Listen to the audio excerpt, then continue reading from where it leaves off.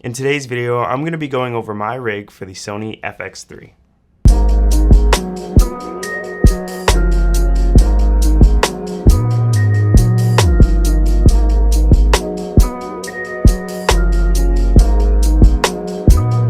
The main reason I'm making this video is I feel that a lot of people get lost in the gear aspect of filmmaking. In addition to talking about my rig to the Sony FX3, I want to talk about a pitfall that a lot of filmmakers get into when rigging out their cameras, as well as just buying gear in general. Buying camera gear can be very addicting, and by no means necessary this is a video where you add all these parts to your shopping cart and it's going to give you an amazing image, amazing quality of what you want to bring your work to. These are parts that I've adopted from my Sony a7 III, my Sony a7S III, and now my FX3 and all the other cinema cameras that I actually work with. These are parts that I've adapted over the years to this kit, and I think I found this kit to be the most useful in terms of production. Now, I'm not going to say that this is a cinema rig. A lot of people get into the clickbaity titles of, oh, my cinema rig.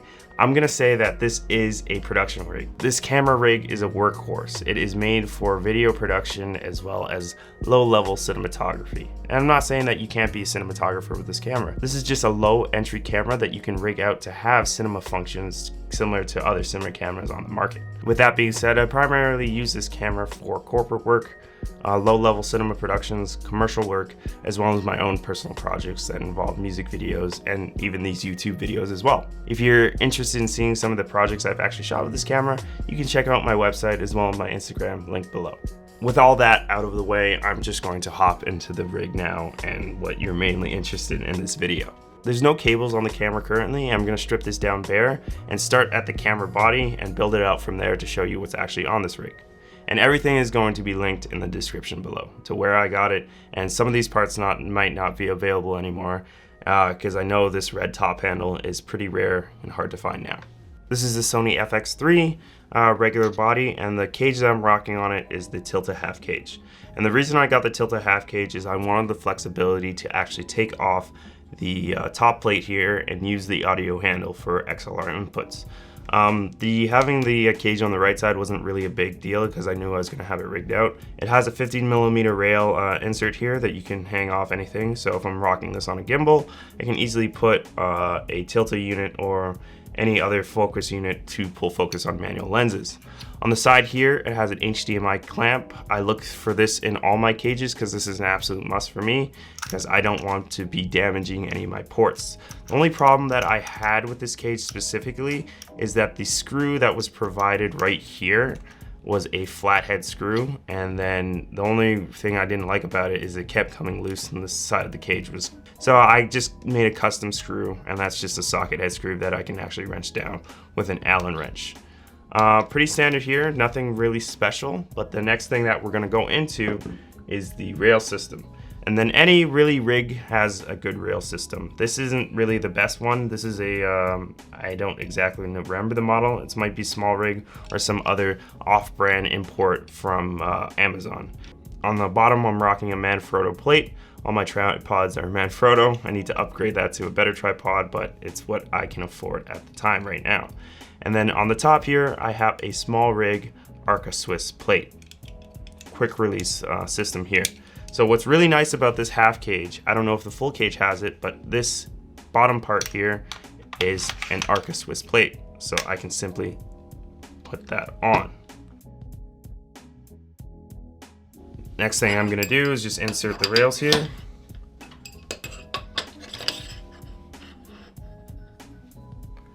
And lock those down at the front. The lenses that I'm primarily using now is the Nikon AIS Cine modded set that I personally Cine modded. And on this, I usually use a regular EF to E-mount adapter, but I'm currently using it to film this video. So I have this other one that I use, this is an internal ND. This is made by Visualex. The quality of glass is pretty good. I haven't had no issues with it when I use it. The only problem is that there's no clear ND on it. So I believe it's 0.8 to, I don't know, whatever stop it is, and it has a very nice ring on it that actually has a similar gear tooth pitch to the actual gears I use on my cinema lenses. So I can throw that very smoothly if I really needed to do that, which I don't see myself doing, but it's a very nice option to have. So what I typically do with this camera is shoot at second base ISO, which is 12,800, and then I use the ND throttle on this to actually dial that in even more. So this is just a nice, I like to keep my aperture locked and then vary my exposure with this ND throttle. The next thing that's going on the front of the camera is the Tilta Nucleus M. It's not an industry standard, but it's pretty standard among commercial film sets and even a lot of the film sets I'm on that everybody uses this. And sometimes I use the Nucleus Nano. It's personally not mine, but it's a nice option to have because the Nucleus M controller actually can connect to the Nucleus Nano, which is pretty nice as well. So we have that. So now I have full lens control either by a controller, which I have another handle now for, which I usually don't, but usually someone's pulling focus for me. Next thing that we're gonna move to is a top handle. I love having a top handle on all of my rigs, and this is the top handle that I originally got with the Sony A7 III. Now, I don't know if this top handle is available. I'll try to find it in any links below, but this is a red top handle, and then on the front, I have just simply a small rig NATO rail.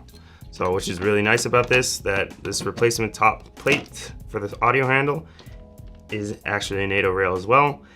It's a different style of NATO rail just because it's a little wider, so I kind of have to crank down on this clamp because it pinches up. It's kind of awkward, but it still works. And then what attaches to the top is the monitor. The monitor I use is the Atomos Ninja 5, and I also have a small rig cage around it. Anything I can get a cage for, I buy a cage for. And then on the back of this has the SDI module. So I have two SDI ports. I have an in port and I have an out port, or I can switch them both to out port if I really want to. And then I also have two HDMI ports, so one in and out. And what I really like about this backpack is that it has a barrel jack here, so I can run this off of D-tap, which I'll be explaining in the rig later. On the bottom here, I just have a small rig monitor mount, and this is just tilt up and down, and then this is on the quick release system of the NATO rail. So I can simply attach that right there. And then that's my monitor mount. Typically when I'm using this camera, I'll use it in this orientation, but sometimes I use it on a friction arm, and that's just randomly mounted anywhere I can really find it on the rig. I usually don't like using a friction arm when I'm alone because I'm usually holding the camera then trying to adjust the friction arm. I only use the friction arm when I have a lot of people on set where I can move the monitor, hold the camera with one hand, and have somebody release the friction arm, and I can position the camera exactly where I want. The next thing that goes on this rig is the actual side handle. So I've had a lot of experience with side handles, and the side handle that I like the wooden ones. I also like the shape handles, or the handles that are just one rod kind of thing with a handle grip on it. But I really like these handles just for this use as well, but my preference is shape handles because usually a lot of people are assuming that you're holding the camera at the top, but actually when you're using handheld, the best method is to have one hand at the front and then one hand off on the side as well. So a lot of people will just mount these handles right to the side of the body, but typically you mount it lower on the camera where you have more control. And I'll show you right now. So I made this custom bracket because I wanted a 15mm rail mount that has this capability of having an RE rosette as well as a quick release. So there's nothing on the market that I can't find, so I just made a simple aluminum bracket and kind of Frankensteined it on this spare 15mm rail that I found lying around from one of my other previous rigs with my other two cameras. It works for me. Again, not the prettiest thing, but it works. So that simply slides on like that, and then I can tighten that rail mount down. And now see where the camera is, sits really nicely. So I usually just have my hand either on the lens or just like this, and then it's really easy to maneuver. I do need another handle here, and I'm still trying to figure out that option as well. Next thing that goes on the camera is this Teradek. Now this Teradek unit is the 750 LT. It's like their smallest and most, affordable model. So my really opinion about the Teradek is that it's industry standard and it's really easy to rent out because a lot of people on these bigger sets have Teradeks. So that's the reason. I personally don't own this myself, but I own this together with a group of people, and that's the reason we bought one. But honestly, if you're going into this wireless transmission systems, I recommend going into the Vaxis route or the Hollyland route. I do have a Hollyland system that I personally own, and I use it a lot. The Hollyland is a lot cheaper, and it's like easy to get in at a price point. And honestly, sometimes it's more reliable than Teradek. I have just a cheese plate that's attached to a 15mm rail mount. Teradek is really easy to mount to, has these 1/4-20s in the back, and then I just call this, the Teradek backpack that just goes on the back of the camera, and that simply mounts there. And then the whole power of the unit is coming from this Shape D-Tap V-mount battery plate. I looked on the market for a bunch of battery plates. The whole problem with these battery plates is that they only really offer one D-tap, and they have a bunch of USB ports as well as some barrel jack ports. I wanted one plate that had as many D-taps as possible that could do that safely. So Shape is a brand in Montreal that I really like. I like their batteries. I have one of their bags, and anytime I try to buy anything camera related gear, I try to buy from Shape, and I absolutely love this plate, and it really works well for me. And then I have my V-mount batteries. Again, this is a Shape battery. You can use any V-mount batteries you like, but I like to, as soon as I get them, I like to label them by like 1, 2, 3, or whatever, how many you have. So when you actually start cycling them, you don't try to deplete just one of them. You try to just deplete them as they go. So that simply goes on the back, and now I have access to 4 D-tap points. Everything from the monitor to the nucleus unit, the Teradek, is all powered off this one battery, and it lasts me, I would say, probably 4 to 6 hours, which is amazing, which is perfect for me. Usually have 2 of these on set, and that can last me a full day. A lot of people actually try to run their Sony FX3, A7S III, or A7 III off of dummy batteries. Don't do this. You will fry your camera. So what a lot of people do is they buy these off-brand market units that have a dummy battery that attaches to D-tap. Problem with this is it's not voltage regulated or sending the proper voltage to the camera. I've done this to my A7 III, and a lot of times when I was shooting, it was overheating for some reason. And I was like, why is this overheating? Because it was supplying the wrong voltage to the actual camera. So there's lots of videos on YouTube of people frying their FX3s and A7S III. So just be smart about the stuff that you're powering, read all your voltages, amperages, everything that you need. And when it comes to Sony projects and stuff like this, just use OEM parts in terms of the actual supplied batteries and stuff like that. I try to stay away from third-party accessories like that and use reputable brands. The last thing for the camera, I'm not going to add any cables as it can get really messy, is the matte box.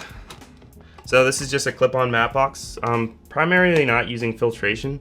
I have a few 4x5 filters, and they're pretty stylistic, but I recommend is really, if you don't need your 4x5 filters, rent them. So I just have the clip-on matte box, so I can only fit one filter here, but anytime I need more stages, I just rent a matte box. If I need a CP, rent a matte box as well. And then what's nice about this is that I have access to an 82mm thread. So a lot of the times, because I have my variable ND right here, I'm putting any filtration that I need on this 82mm thread. I know there's not necessarily a lot of parts on this, but this is something I've built over the past 6 months using this camera. And I've adapted a lot of these parts from my previous rigs with the Sony A7S III as well as the A7 III. And this just works for me. Again, this is a workhorse. I want everything on this camera to be functional. I don't want any clean bells and whistles and stuff like that. I want it to look good. I also want it to operate for my needs and do the job it's supposed to do. And that's my Sony FX3 rig. If you guys have any questions about the rig or any topics that you want to cover in terms of gear, because I know I talked about some of them, please let me know in the comments below. Thanks for watching, and subscribe for more.